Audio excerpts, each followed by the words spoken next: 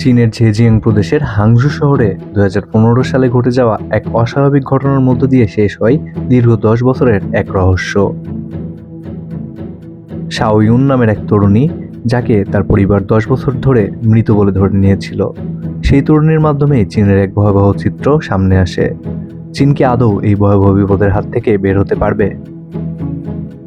শাও ইউন 2005 সালে মাত্র 14 বছর বয়সে অনলাইন গেমিং নিয়ে পরিবারের সঙ্গে তীব্র ঝগড়ার পর বাড়ি ছেড়ে পালিয়ে যান।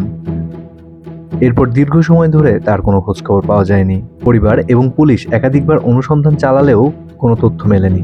সময় গড়ানোর সঙ্গে সঙ্গে পরিবার ধরে নেয় তাদের মেয়ে আর জীবিত নেই। 2015 সালে হাংজু শহরের একটি ইন্টারনেট ক্যাফেতে পুলিশের নিয়মিত রুটিন পরিদর্শনের সময় ঘটনাটি মোড় নেয়। সেখানে এক তরুণীর আচরণে পুলিশের সন্দেহ জাগে। পরিচয় যাচাইয়ের পর জানা যায় তিনিই সেই নিখোঁজ শাও ইউন।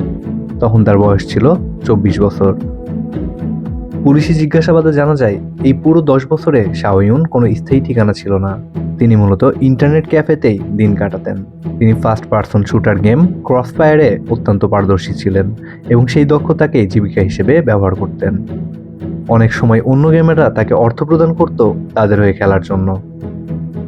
তার দৈনন্দিন জীবন সীমাবদ্ধ ছিল ইন্টারনেট ক্যাফের মধ্যেই। রাতে কখনো ক্যাফের চেয়ারে ঘুমাতেন, আবার কখনো বাথ হাউসে আশ্রয় নিতেন। পরিবার, সামাজিক জীবন কিংবা স্বাভাবিক বাসস্থান সবকিছু থেকেই তিনি ছিলেন বিচ্ছিন্ন। শেষ পর্যন্ত পুলিশের উদ্যোগে শাও ইউনকে তার পরিবারের কাছে ফিরিয়ে দেওয়া হয়। এই ঘটনা শুধু একটি নিখোঁজ তরুণীর গল্প নয়, এই অনলাইন গেমিং আসক্তি কিভাবে একটি মানুষের জীবন থেকে পুরো দশক কেড়ে নিতে পারে, এটি তার একটি বাস্তব উদাহরণ। এই ঘটনা চীনের তরুণ সমাজে অনলাইন গেমিং আসক্তির ভয়াবহ দিকটি আবারও সামনে নিয়ে আসে। চীন কি তাদের তরুণ সমাজকে এই ভয়াবহ বিপদের হাত থেকে রক্ষা করতে পারবে? Desk report, NBB news.